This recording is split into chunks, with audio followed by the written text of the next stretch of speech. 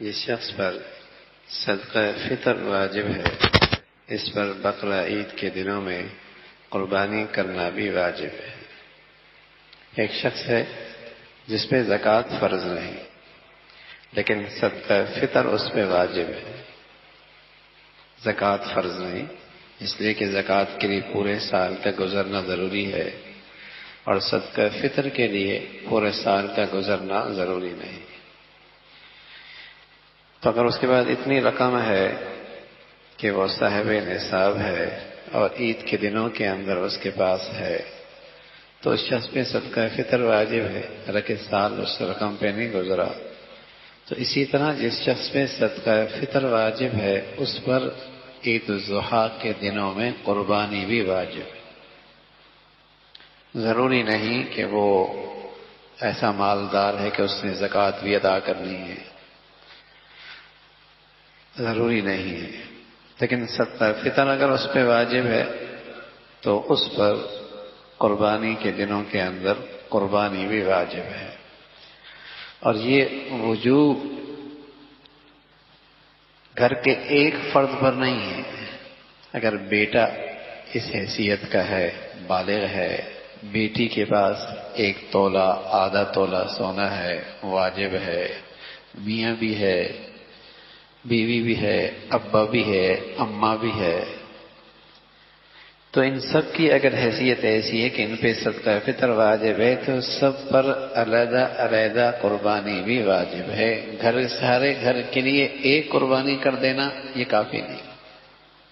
اور سبحان اللہ، بات خوش نصیب ہوتے ہیں جنہیں اللہ نے خوشحالی دی ہوتی ہے اور سمجھتے ہیں کہ یہ نیکی ایسی ہے جو ان 3 دنوں میں نصیب ہوتی ہے، پورے سال میں نصیب نہیں ہوتی، اور نیکی بھی ایسی کہ ہر بال پہ نیکی ہے، تو وہ کیوں نہ ہو کہ اس موقع پہ یہ نیکی کثرت سے کی جائے۔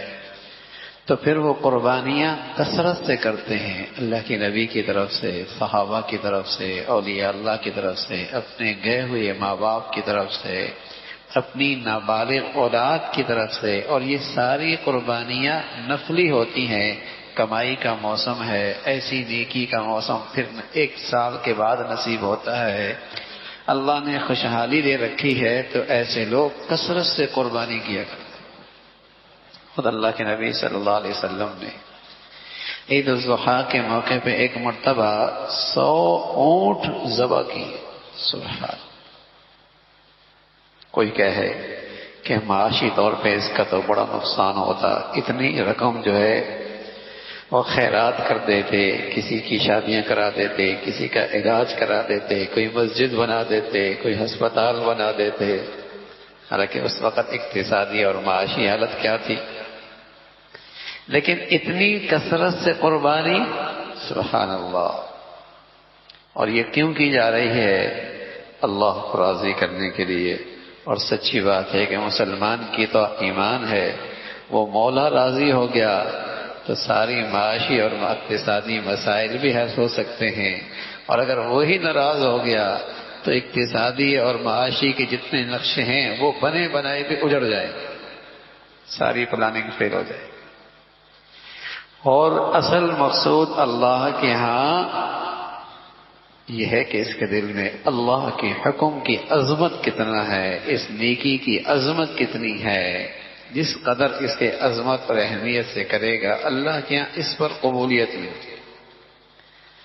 تو یوں قربانیاں مسلمان اس موقع پہ کثرت سے کرتے ہیں۔ تو جس شخص پر صدقہ فطر واجب ہے اس پر بقرہ عید کے دنوں میں قربانی کرنا بھی واجب ہے۔ اگر اتنا مال نہ ہو جس پر صدقہ فطر واجب ہوتا ہو تو اس پر قربانی واجب نہیں، لیکن پھر بھی اگر کر دے تو بڑی ثواب کی بات ہے۔ میں نے عرض کیا، نابالغ اولاد کی طرف سے، بچی کی طرف سے، بچی کی طرف سے، ماں باپ دنیا سے چلے گئے ان کی طرف سے قربانی واجب نہیں ہے، سعادت مند اولاد کے پاس خوشحالی ہے ان کی طرف سے بھی کرتا ہے، ایصال ثواب انہیں ملتا ہے۔ خود اللہ کے نبی صلی اللہ علیہ وسلم نے اپنی امت کی طرف سے قربانی کی ہے، اور امت، سبحان اللہ، امت کا یہ فرد اپنے نبی سے محبت کا اظہار کرتا ہے، آپ علیہ الصلوۃ والسلام کی طرف سے قربانی کرتا ہے۔ کچھ قربانی تو گھر میں کر لیتا ہے، اور سبحان اللہ کچھ قربانیاں دور دراز علاقوں میں کرتا ہے، اور غریب اور ضرورت مند لوگوں تک اس کی گوشت بھی پہنچ جاتا ہے۔ الحمدللہ ہم تو یہاں کئی سالوں سے الحمدللہ یہاں قربانیاں کر رہے، اور شام کے ان مظلوم مسلمانوں کے لیے بھی، برما کے مسلمانوں کے لیے بھی الحمدللہ پچھلے 3-4 سالوں سے یہ سلسلہ جاری ہے۔ الحمدللہ اس سال بھی ہو رہا، برما کے مسلمانوں کے وہاں جہاں برمی بھائیوں کے لیے بنگلہ دیش کے بارڈر پہ 1000 گھر ہم نے بنائے، 1000 گھر۔ وہاں گھر جو بنتے ہیں وہ لکڑیوں کے بنتے ہیں، تو 1000 گھر بنے۔ تو الحمدللہ پچھلے چند سالوں سے وہاں ان کے لیے قربانی بھی ہو رہی ہے ترکی اداروں کے واسطوں سے، اور شام میں تو الحمدللہ ترکی اداروں کے واسطے سے یہ سلسلہ چل ہی رہا ہے، جہاں بیوہ بھی ہیں اور یتیم بھی ہیں، اور سبحان اللہ اس سے اسلامی اخوت کا جو ایک رشتہ ہے، اس رشتے میں ایک خوشبو اور بہار بھی آتی ہے کہ کہاں کا مسلمان اور کہاں کے مسلمانوں کو یاد رکھ رہا۔ رشتہ کیا ہے؟ ایمان اسلام کا ہے۔ تعلق کیا ہے؟ ایمان اسلام کا ہے۔ ان کا آپس میں یہ کون سی ایسی چیز ہے کہ ایک بر اعظم کا دوسرے بر اعظم میں، ایک ملک کا دوسرے ملک میں یہ جو خدمت ہو رہی ہے، کس بنیاد پر؟ ایمان اسلام کی بنیاد پر۔ تو یہی تو مسلمانوں کی شان تھی، یہی تو اخوت اور پیار تھا۔ تو یوں اس انداز سے الحمدللہ مسلمان دور دراز علاقوں میں جہاں ضرورت مند بھی ہوتے ہیں، کچھ اپنے گھر میں، تاکہ وہ شعار بھی زندہ رہے اپنے گھروں کے اندر بھی، تاکہ وہ جو قربانی کی ایک شکل ہے وہ بھی زندہ رہے، وہ بھی ایک دعوت ہے، پیغام ہے، وہ بھی ایک دعوت ہے، ایک پیغام ہے۔ تو اپنے گھروں کے اندر بھی اس کا کچھ نہ کچھ انداز ہو۔ سبحان اللہ، یہ شکر ہے، یہ وطن عزیز ہے، ورنہ دنیا میں تو اب مسلمانوں کے ہاں بھی یہ شعار آہستہ آہستہ ختم ہوتا چلا جا رہا ہے، اور انہیں اس قربانی کی سعادت اپنی آنکھوں کے سامنے نصیب نہیں ہوتی۔ صفائی کے نام پر پتہ نہیں کن کن ناموں سے مسلمانوں کو ان دینی احکامات سے دور کیا جاتا ہے۔ ہم اور ابھی اشتہار دے رہے تھے تو ذرائع ابلاغ کی بہت ساری سائڈیں ہیں، انہوں نے اس اشتہار ہی کو ختم کر دیا۔ کیوں بھائی؟ اس لیے کہ ان کے نظر میں گوشت اور پھر ذبح ہونا، اس سے انہیں خوف آتا ہے۔ ان کی نظر میں یہ قربانی ہی صحیح نہیں ہے کفار کے ہاں کہ ایک جانور کو اس انداز سے ذبح کیا جائے، ہاں اس انداز میں ذبح کیا جائے، اور کتنی نئی قسم کی مخلوق ہے اسے قربانی کا گوشت کھانے بھی نصیب نہیں ہوتا، عجیب سی آتی ہے خوشبو، یعنی قربانی کے دن کے اندر بھی وہ مرغی کھا رہا ہوتا ہے، وہ مرغی کھا رہا ہوتا ہے۔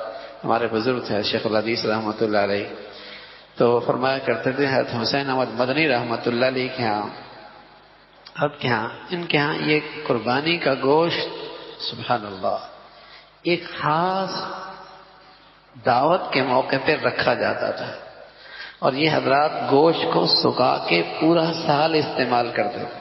بلکہ اگر آپ 30 سال پیچھے چلے جائیں تو بڑی بوڑھیاں گوشت کو سکھا لیا کرتی تھی، دھاگوں پہ بار رکھتی تھی، اور پھر اس کو پورا سال کم از کم چند مہینے اس کو استعمال کرتے تھے۔ تو آج شیخ الحدیث رحمۃ اللہ علیہ کے یہاں یہ گوشت رکھا جاتا، اور جب کوئی خاص مہمان آتا تو ان خاص مہمان میں مدنی رحمۃ اللہ علیہ بھی تھے، جب وہ تشریف لاتے تو وہ قربانی کا گوشت ان کے ناشتے میں پیش کیا جاتا، اور وہ بھی بڑے شوق سے کھاتے، اس لیے کہ یہ اللہ کی طرف سے مہمانی ہے، یہ اللہ کی طرف سے مہمانی ہے کہ یہ اللہ کے راستے میں اس نے قربانی کر دی، ذبح کر دیا، اللہ نے کہا چلو یہ میری طرف سے انعام ہے، گوشت بھی تم کھا سکتے ہو، گوشت بھی تمہیں کھا سکتے ہو۔ تو یہ بڑی برکت والا گوشت ہوتا ہے، اس کے اندر بڑی شفا ہوتی ہے، اس میں بڑی صحت ہوتی ہے۔ تو یہ عجیب مسلمانوں کے پاس دولت ہے، سبحان اللہ، نیکی بھی ہے، اجر بھی ہے، اور ساتھ ساتھ اس گوشت کے اندر اللہ رب العزت کی طرف سے ایک خاص انعام بھی ہے گوشت کی شکل میں۔ تو یہ قربانی شاعر اسلام میں سے ہے، شاعر اسلام میں سے ہے۔ تو گھروں کے اندر بھی اس کا اہتمام ہو، اور جب کثرت سے کر رہے ہیں تو اس طریقے سے دائیں بائیں اور دور دراز علاقوں میں، اور اس طریقے سے اپنے مسلمان بھائی جو تکلیف اور آزمائش میں ہوتے ہیں ان کی خاطر بھی ان تک قربانی پہنچانا. اس سال ترکی ادارے، اب اندازہ لگائیں ترکیوں میں اتنی دینداری نہیں ہے، لیکن اللہ کی شان ان کے یہاں قربانی کا بڑا عجیب اہتمام ہے. یعنی اس دفعہ ایک ترکی ادارہ جو ان کے ہاں ایک مذہبی ادارہ کہلاتا ہے دیانت، جو پورے ترکی کے جن کے پاس مساجد ہیں، پوری ترکی کا نظام ان کے پاس ہے، سرکاری ادارہ ہے، وہاں کا مذہبی امور وزیر اس کا سربراہ ہوتا ہے. اس دفعہ پاکستان میں ہمارے ساتھ یعنی ہمارے تعاون سے پاکستان میں مل کر 1000 گائیں کر رہا ہے. 1000 گائیں، 1000 گائیں، یہ تقریباً 7000 قربانیاں وہ پاکستان میں کر رہا ہے. اور ساری قربانیاں تقریباً سندھ کے اندر اور ان کے دیہاتوں کے اندر ہم نے اس کا اہتمام کیا ہے. اسی طرح دوسرا ادارہ ہے ان کا ایک ہلال احمر جیسے ہمارا ہے TRC، تقریباً وہ بھی 600 گائیں ہمارے ساتھ مل کر. تو جہاں ہم وہاں قربانیاں کر رہے ہوتے ہیں، سبحان اللہ، وہ کہتے ہیں جب یہ لوگ کر رہے ہیں تو ہم یہاں کے ضرورت مند مسلمانوں میں قربانی نہ کریں. ہمیں خوشی ہوتی ہے کہ اس سے ایک بھائی چارگی اور ایک اسلامی رشتہ اس کے اندر استحکام ہو رہا ہوتا ہے. یہاں کے مسلمان وہاں کے مسلمانوں کی مدد کر رہے، وہاں کے مسلمان یہاں کے مسلمانوں کی مدد اور نصرت کر رہے، مسلمانوں کی قربانیاں بھی ہو رہی، اور الحمدللہ اس رشتے میں اور اس بھائی چارگی کے اندر بھی اضافہ ہو رہا ہوتا ہے. تو قربانی